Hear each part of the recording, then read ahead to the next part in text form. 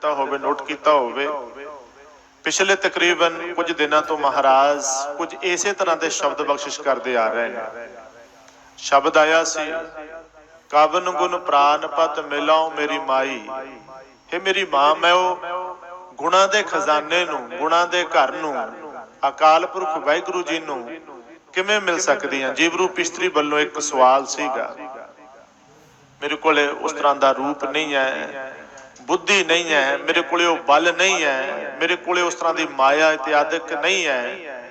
बड़े प्यारे बचन सी, रूपहीन बुद्ध बलहीनी मोहे परदेसन दूर ते आई। नाहिन दरब ना जोबन माती मोहे अनाथ की करहो समाई। उत्थे भी महाराज ने कुछ इस तरह का वचन किया सी। फिर नाल दी नाल शब्द बख्शिश किया सी, प्रभ मिलवे को प्रीत मन लागी। प्रभु नूं मिलन दी प्रीत है, अंदर खिच पैदा हो गई है। उसे तरह महाराज अज शब्द दे विच किरपा कर रहे हैं। इहदे विच भी प्रभु दे दर्शनां दी प्यास, व्याकुलता जिहड़ी है, व्याकुलता दे कई कारण ने। तकरीबन हर मनुख व्याकुल मिल रहा है, हर मनुख बेचैन है। वो बेचैनी का कारण वखरा वखरा सारिਆਂ ਦਾ। जिवें कल बेनती की सी भी विछोड़े दे विच सारे ही हैं, किसी नूं किसी चीज़ का विछोड़ा तंग कर रहे हैं, किसी नूं किसी चीज़ के विछड़न का दुख सता रहे हैं, किसी नूं किसी विछड़न का दुख दुखी कर रहे हैं। पर विरले ने वो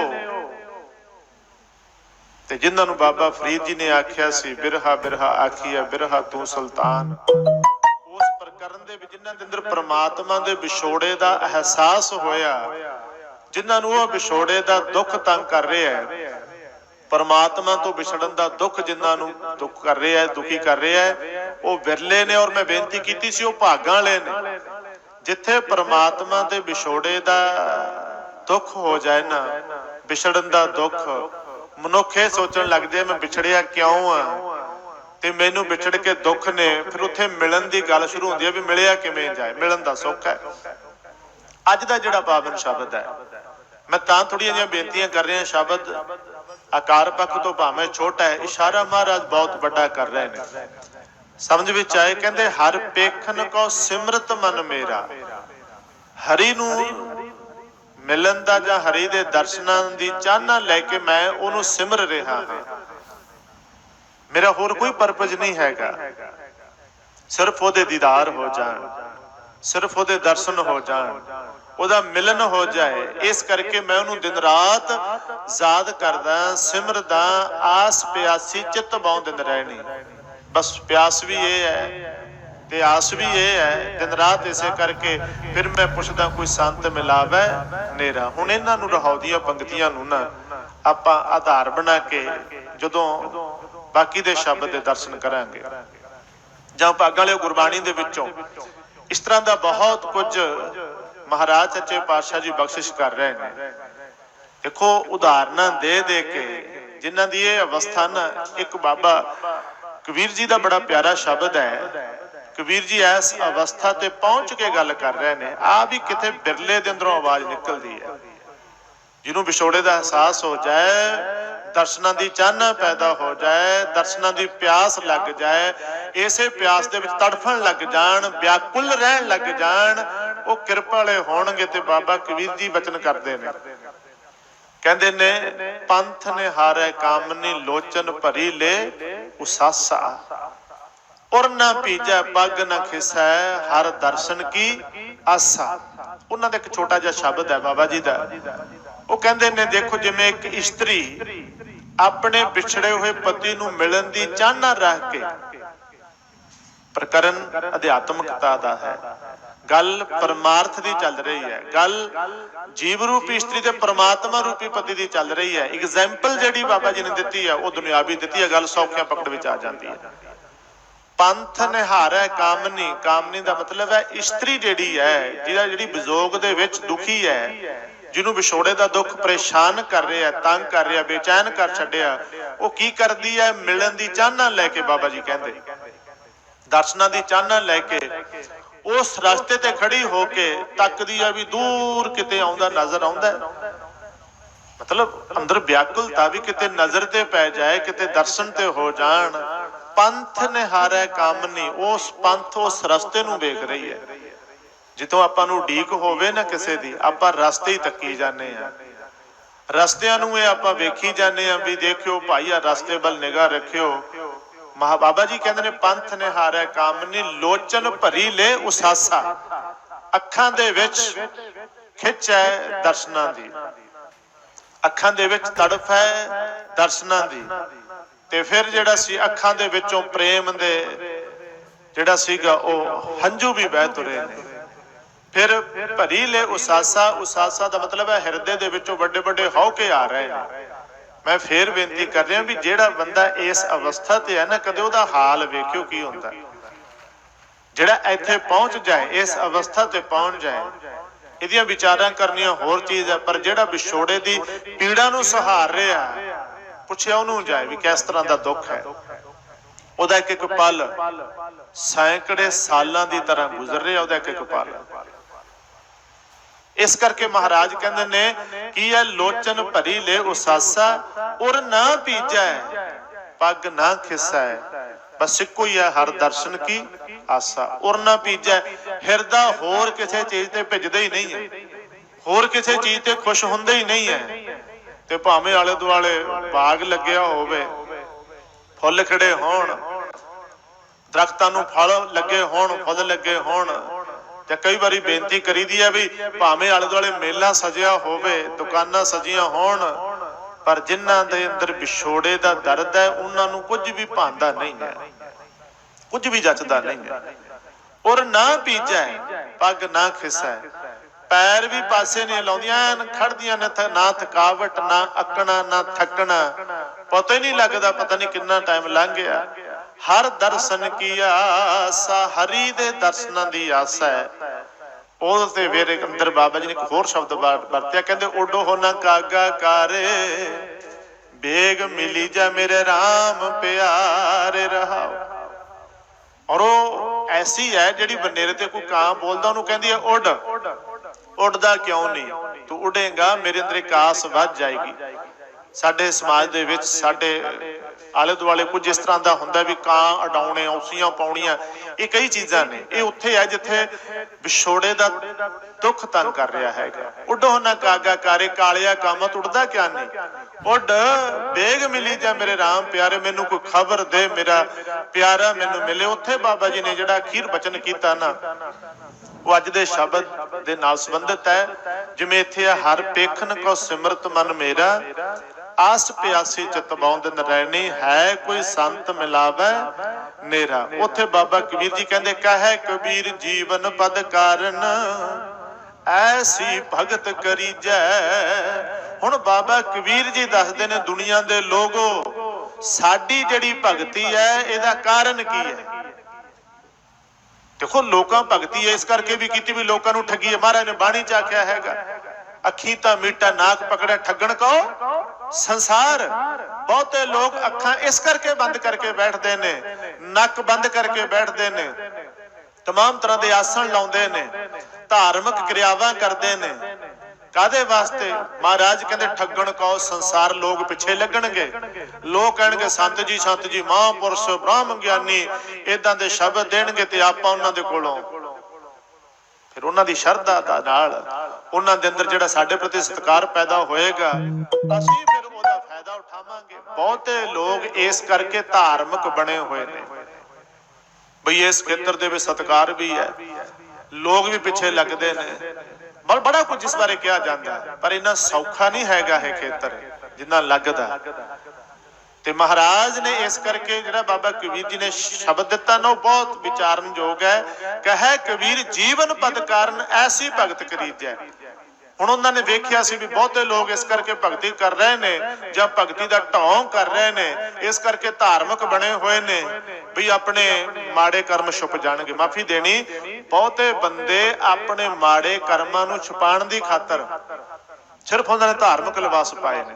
मैं बाय नाम लै सकदा गल, जिन्हां ने क्राइम कीते ने, जिन्हां ने बड़े गुनाह कीते ने, काबले माफी नहीं हैगे जेड़े पर फिर थोड़े ਜਿਹੇ समय बाद ਅਸੀਂ ਤਾਂ ਜੀ ਹੁਣ ਚੋਲਾ ਪਾ ਲਿਆ, ਅਸੀਂ ਤਾਂ ਜੀ ਹੁਣ बस इधरले पासे ਨੂੰ हो गए। सिर्फ कादे वास्ते? ਇਹ ਤੁਸੀਂ ਸਾਰੇ ਜਾਣਦੇ ਹੋ, ਤੁਹਾਡੇ ਸਾਹਮਣੇ ਬਹੁਤ ਸਾਰੇ ਇਸ ਤਰ੍ਹਾਂ ਦੇ ਲੋਕ ਆਉਂਦੇ ਹੋਣਗੇ। ਬਾਬਾ ਕਬੀਰ ਜੀ ਕਹਿੰਦੇ ਨੇ ਭਗਤੀ ਦੇ ਪਿੱਛੇ ਵੀ ਕਈ ਕਾਰਨ ਨੇ। ਕੋਈ ਆਪਣੇ ਕੁਕਰਮਾਂ ਨੂੰ ਛੁਪਾਉਣ ਲਈ ਇਸ ਪਾਸੇ ਆਇਆ ਹੈ, ਕੋਈ ਲੋਕਾਂ ਨੂੰ ਪਿੱਛੇ ਲਾਉਣ ਲਈ ਆਇਆ, ਕੋਈ ਆਪਣੀ ਬੱਲੇ ਬੱਲੇ ਲਈ, ਕਈ ਲੋਕਾਂ ਨੂੰ ਠੱਗਣ ਲਈ ਆਏ ਨੇ, ਕਈ ਐਸ਼ੋ ਆਰਾਮ ਲਈ ਆਏ ਨੇ, ਕਈਆਂ ਦੀ ਮਜਬੂਰੀ ਹੈ, ਪਰਿਵਾਰ ਦੀਆਂ ਜ਼ਿੰਮੇਵਾਰੀਆਂ ਨਹੀਂ ਚੱਕ ਸਕੇ। ਇਸ਼ਾਰੇ ਬਾਣੀ ਚੋਂ ਸਾਰੇ ਮਿਲਣਗੇ। ਪਰ ਅੱਜ ਗੁਰੂ ਅਰਜਨ ਦੇਵ ਜੀ ਮਹਾਰਾਜ ਜਿਹੜਾ ਬਚਨ ਕਹਿੰਦੇ ਨੇ, ਹਰ ਪੇਖਣ ਕੋ ਸਿਮਰਤ ਮਨ ਮੇਰਾ, ਮੈਂ ਸਿਮਰਦਾ ਉਹਨੂੰ, ਮੇਰੀ ਕੋਈ ਵਾਹ ਵਾਹ ਕਰੇ ਨਾ ਕਰੇ ਮੈਨੂੰ ਕੋਈ ਮਤਲਬ ਨਹੀਂ, मेरी कोई बल्ले बल्ले करे ना करे मैनू कोई मतलब नहीं, मैनू कोई चंगा आखे माड़ा आखे कोई इशू नहीं हैगा, भावें मेरी कोई निंदिया भी करे, पर मेरे अंदर तां इक्को ही है, बस हरि दे दीदार हो जाए, हरि दे दर्शन हो जान, ओदा मिलन हो जाए, इस करके मैं उन्होंने सिमरदा। बाबा कबीर जी भी यही कहते हैं, कहो कबीर जीवन पद कारण, अपने जीवन की सफलता वास्ते ਜਿਹੜਾ ਜੀਵਨ ਦਾ ਮਾਲਕ ਹੈ, ਜ਼ਿੰਦਗੀ ਦਾ ਮਾਲਕ ਹੈ, ਔਰ ਉਹਦੇ ਮਿਲਾਪ ਦੇ, ਉਹਦੇ ਦਰਸ਼ਨਾਂ ਦੇ ਵਾਸਤੇ ਮੈਂ ਭਗਤੀ ਕਰ ਰਿਹਾ। ਐਸੀ ਭਗਤ ਕਰੀਜੈ ਜਾਂ ਹਰ ਕੀ ਭਗਤ ਕਰੀਜੈ। ਹਰੀ ਦੀ ਭਗਤੀ ਅਸੀਂ ਤਾਂ ਕਰਦੇ ਹਾਂ, ਤੇ ਬਾਕੀ ਦੇ ਜਿਹੜੇ ਲੋਕ ਕਰਦੇ ਸੀ ਉਹ ਕਾਹਦੇ ਵਾਸਤੇ? ਪੁੱਛ ਲਓ ਬਾਬਾ ਜੀ ਨੂੰ, ਉਹਨਾਂ ਨੇ ਆਪਣੀ ਬਾਣੀ ਚ ਆਖਿਆ, ਉਹਨਾਂ ਨੇ ਸਪਸ਼ਟ ਤੌਰ ਤੇ ਜ਼ਿਕਰ ਕੀਤਾ ਹੈਗਾ ਵੀ ਇਹ ਕਾਹਦੇ ਵਾਸਤੇ, ਪਰ ਸਾਡੇ ਅੰਦਰ ਤਾਂ ਇੱਕੋ ਹੀ ਹੈ ਬਸ। ਇਸੇ ਕਰਕੇ ਅਸੀਂ ਆਪਣੇ ਹਿਸਾਬ ਨਾਲ ਉਹਨੂੰ ਸਿਮਰਦੇ ਹਾਂ, ਉੱਠਦੇ ਹਾਂ, ਬਹਿੰਦੇ ਹਾਂ, ਸੌਂਦੇ ਹਾਂ, ਜਾਗਦੇ ਹਾਂ, ਉਹਨੂੰ ਪਿਆਰ ਕਰਦੇ ਹਾਂ। ਅਸੀਂ ਜਾਗਦੇ ਵੀ, ਸੁਪਨੇ 'ਚ ਵੀ। ਇੱਕ ਆਧਾਰ ਨਾਮ ਨਾਰਾਇਣ ਰਸਨਾ ਰਾਮ ਰਵੀਜੈ, ਜਿਹੜਾ ਪਰਮੇਸ਼ਰ ਸਾਡੇ ਜੀਵਨ ਦਾ ਆਧਾਰ ਹੈ। ਅਸੀਂ ਆਪਣੀ ਰਸਨਾ ਨਾਲ ਉਹਦਾ ਨਾਮ ਜਪਦੇ ਹਾਂ, ਤੇ ਜਿਨ੍ਹਾਂ ਦੇ ਅੰਦਰ ਇਹ ਭਾਵਨਾ ਹੋ ਜਾਏ ਨਾ, ਉਹਨਾਂ ਨੂੰ ਦੁਨੀਆ ਕੀ ਕਹਿੰਦੀ ਹੈ ਉਹ ਸਾਰੀਆਂ ਗੱਲਾਂ ਪਾਸੇ ਰੱਖ ਦਿੰਦੇ ਨੇ। ਤੁਸੀਂ ਸਾਰਾ ਇਤਿਹਾਸ ਸੁਣਿਆ, ਜਿਨ੍ਹਾਂ ਦੇ ਸਥਾਨ ਤੇ ਤੁਸੀਂ ਬੈਠੇ ਹੋ। ਜਦੋਂ ਤੁਹਾਨੂੰ ਗੁਰੂ ਗੋਬਿੰਦ ਸਿੰਘ ਸਾਹਿਬ ਮਹਾਰਾਜ ਸੱਚੇ ਪਾਤਸ਼ਾਹ ਜੀ ਨੇ ਪ੍ਰਕਾਸ਼ ਧਾਰਿਆ, ਮਹਾਰਾਜ ਸੱਚੇ ਪਾਤਸ਼ਾਹ ਪਟਨਾ ਸਾਹਿਬ ਦੀ ਧਰਤੀ ਨੂੰ ਭਾਗ ਲਾਉਂਦੇ ਨੇ।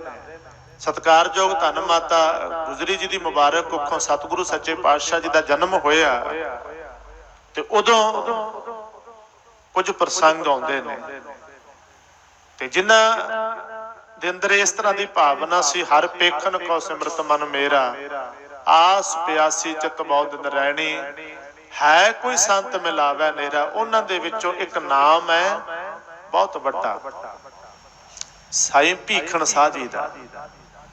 ਕਿੰਨਾ ਉਹਨਾਂ ਦੇ ਅੰਦਰ ਦਰਸ਼ਨਾਂ ਦੀ ਪਿਆਸ ਸੀ, ਕਿੱਥੋਂ ਦੇ ਰਹਿਣ ਵਾਲੇ ਨੇ ਤੇ ਕਿੱਥੇ ਗਏ ਨੇ, ਕਿਵੇਂ ਗਏ ਨੇ। ਸਰਦੀ ਦੇ ਦਿਨ, ਕਿਉਂਕਿ ਮਹਾਰਾਜ ਦਾ ਪੋਹ ਮਹੀਨੇ ਦਾ ਆਗਮਨ ਹੈ, ਦਸੰਬਰ ਮਹੀਨੇ ਦੇ ਵਿੱਚ ਸਤਿਗੁਰੂ ਨੇ ਜਨਮ ਲਿਆ ਸੀ, ਪ੍ਰਕਾਸ਼ ਧਾਰਿਆ ਸੀ। ਠੰਡ ਦੇ ਦਿਨ, ਤੇ ਜਦੋਂ ਪੀਰ ਭੀਖਣ ਸਾਹ ਦਾ ਆਪਾਂ ਪ੍ਰਸੰਗ ਪੜ੍ਹਦੇ ਹਾਂ, ਔਰ ਉਹਨੂੰ ਪਤਾ ਲੱਗਿਆ, ਔਰ ਉਹਨੇ ਨਮਸਕਾਰ ਕੀਤੀ ਧਰਤੀ ਨੂੰ, ਆਪਣੇ ਕੁਝ ਮੁਰੀਦਾਂ ਨੂੰ ਲੈ ਕੇ ਜਿਉਂ ਚੱਲਿਆ, ਕਦਮ ਦਰ ਕਦਮ ਪਹੁੰਚਿਆ ਬਿਹਾਰ, ਪਟਨੇ ਦੇ ਵਿੱਚ ਗਿਆ। ਤੇ ਅੱਗਿਓਂ ਜਦੋਂ ਉਹਨੇ ਸਾਰਾ ਪਤਾ ਕਰਕੇ ਉੱਥੇ ਗਿਆ ਜਿੱਥੇ ਕਲਗੀਧਰ ਪਾਤਸ਼ਾਹ ਜੀ ਦਾ ਪ੍ਰਕਾਸ਼ ਹੈ, ਤੇ ਉਹਨੇ ਜਾ ਕੇ ਆਪਣੀ ਇੱਛਾ ਪ੍ਰਗਟ ਕੀਤੀ। ਉਸ ਵੇਲੇ ਸੰਗਤ ਜੀ, ਗੁਰੂ ਤੇਗ ਬਹਾਦਰ ਸਾਹਿਬ ਮਹਾਰਾਜ ਘਰ ਨਹੀਂ ਸੀ ਹੈਗੇ, ਮਹਾਰਾਜ ਪ੍ਰਚਾਰਕ ਦੌਰਿਆਂ ਤੇ ਗਏ ਹੋਏ ਸਨ। ਗੁਰੂ ਸਾਹਿਬ ਸੱਚੇ ਪਾਤਸ਼ਾਹ ਜੀ ਗੁਰੂ ਨਾਨਕ ਸਾਹਿਬ ਜੀ ਦੀ ਗੱਦੀ ਦੀਆਂ ਜੋ ਜ਼ਿੰਮੇਵਾਰੀਆਂ ਸੀ ਉਹਨੂੰ ਨਿਭਾਉਂਦੇ ਸਨ। ਆਪਣਾ ਪਰਿਵਾਰ ਦੂਜੇ ਨੰਬਰ ਤੇ ਰੱਖਿਆ ਮਹਾਰਾਜ ਜੀ ਨੇ, ਪਰ ਜਿਹੜੀਆਂ ਜ਼ਿੰਮੇਵਾਰੀਆਂ ਸੀ ਨਾ ਗੁਰੂ ਨਾਨਕ ਸਾਹਿਬ ਜੀ ਦੀਆਂ, ਇਸ ਗੱਦੀ ਦੀਆਂ ਜ਼ਿੰਮੇਵਾਰੀਆਂ, ਸੰਗਤ ਦਾ ਧਿਆਨ, ਸਿੱਖੀ ਦਾ ਪ੍ਰਚਾਰ ਪ੍ਰਸਾਰ, ਸਰਬੱਤ ਦਾ ਭਲਾ, ਲੋਕਾਂ ਨੂੰ ਅਗਿਆਨਤਾ ਵਿੱਚੋਂ ਕੱਢਣ ਵਾਲਾ, ਮਹਾਰਾਜ ਉਸ ਵੇਲੇ ਆਸਾਮ ਢਾਕੇ ਵੱਲ ਗਏ ਹੋਏ ਸਨ। ਆਸਾਮ ਢਾਕੇ ਰਾਜਿਆਂ ਦਾ ਰੌਲਾ ਸੀਗਾ, ਉਹਨਾਂ ਦੀ ਆਪਸੀ ਲੜਾਈ ਸੀਗੀ, ਬਹੁਤ ਵੱਡਾ ਇਸ਼ੂ ਸੀਗਾ। ਉਧਰ ਨੂੰ ਜਿਨ੍ਹਾਂ ਦੀ ਜ਼ਿੰਮੇਵਾਰੀ ਸੀ ਉਹ ਵੀ ਨਹੀਂ ਸੀ ਕੋਈ ਜਾਂਦਾ, ਪਰ ਗੁਰੂ ਨਾਨਕ ਸਾਹਿਬ ਸੱਚੇ ਪਾਤਸ਼ਾਹ ਜੀ ਦੇ ਗੁਰਤਾ ਗੱਦੀ ਦੇ ਮਾਲਕ ਨੌਵੇਂ ਗੁਰੂ ਨਾਨਕ ਨੌਵੇਂ ਪਾਤਸ਼ਾਹ ਗਏ। ਮੈਂ ਸਿਰਫ ਇਤਨੀ ਕੁ ਬੇਨਤੀ ਕਰ ਰਿਹਾ ਸੀ ਵੀ ਜਿੱਦਣੇ ਗੋਬਿੰਦ ਰਾਏ ਜੀ ਦਾ ਪ੍ਰਕਾਸ਼ ਹੋਇਆ, ਇਹਨਾਂ ਦੇ ਜਨਮ ਦੀ ਖਬਰ ਮਹਾਰਾਜ ਨੂੰ ਉੱਥੇ ਮਿਲੀ ਸੀਗੀ। ਹਾਲਾਂਕਿ ਉਸ ਤੋਂ ਪਹਿਲਾਂ ਪਤਾ ਸੀਗਾ ਕੁਝ, ਕਿਉਂਕਿ ਸਤਿਗੁਰੂ ਸੱਚੇ ਪਾਤਸ਼ਾਹ ਜੀ ਦਾ ਜਿਹੜਾ ਆਗਮਨ ਹੈ ਗੁਰੂ ਤੇਗ ਬਹਾਦਰ ਤੇ ਮਾਤਾ ਗੁਜਰੀ ਜੀ ਦੇ ਆਨੰਦ ਕਾਰਜ ਤੋਂ 30-32 ਸਾਲ ਬਾਅਦ ਦਾ ਹੈਗਾ। ਇਸ ਕਰਕੇ ਪਰ ਉਹ ਜ਼ਿੰਮੇਵਾਰੀਆਂ ਨਿਭਾ ਰਹੇ ਸਨ। ਤੇ ਦੇਖੋ ਫਿਰ ਸਤਿਗੁਰੂ ਸੱਚੇ ਪਾਤਸ਼ਾਹ ਜੀ ਜਿਹੜੇ ਸਨ ਉਹ ਉੱਥੇ ਨੇ। ਇਧਰੋਂ ਜਦੋਂ ਪੀਰ ਭੀਖਣ ਸਾਹਿਬ ਜੀ ਗਏ, ਇਹਨਾਂ ਨੇ ਦਰਸ਼ਨਾਂ ਦੀ ਇੱਛਾ ਪ੍ਰਗਟ ਕੀਤੀ। ਅੱਗਿਓਂ ਇੰਨਾ ਕਿਹਾ ਗਿਆ ਵੀ ਤੁਸੀਂ ਕੌਣ ਹੋ, ਉਹਨਾਂ ਨੇ ਆਪਣੇ ਬਾਰੇ ਦੱਸਿਆ ਔਰ ਦਰਸ਼ਨ ਕਰਨ ਦੀ ਇੱਛਾ ਰੱਖੀ, ਪਰ ਇਹ ਕਹਿ ਕੇ ਜਵਾਬ ਦੇ ਦਿੱਤਾ ਗਿਆ ਵੀ ਇਹਨਾਂ ਦੇ ਪਿਤਾ ਜੀ ਘਰ ਨਹੀਂ ਹੈਗੇ। ਪਹਿਲੀ ਗੱਲ। ਦੂਸਰੀ ਗੱਲ ਇਹ ਵੀ ਵਿਚਾਰੀ ਗਈ ਵੀ ਇਹ ਮੁਸਲਮਾਨ ਹੈ, ਕੋਈ ਮੁਸਲਮਾਨ ਫਕੀਰ ਦੇ ਰੂਪ ਦੇ ਵਿੱਚ ਪਤਾ ਨਹੀਂ ਕੋਈ ਖਿਮਾ ਕਰਨਾ, ਕੋਈ ਦੁਸ਼ਮਣ ਵੀ ਨਾ ਹੋਵੇ, ਕਿਉਂਕਿ ਛੇਵੇਂ ਪਾਤਸ਼ਾਹ ਦੀਆਂ 4 ਵੱਡੀਆਂ ਲੜਾਈਆਂ ਹੋਈਆਂ ਸਨ।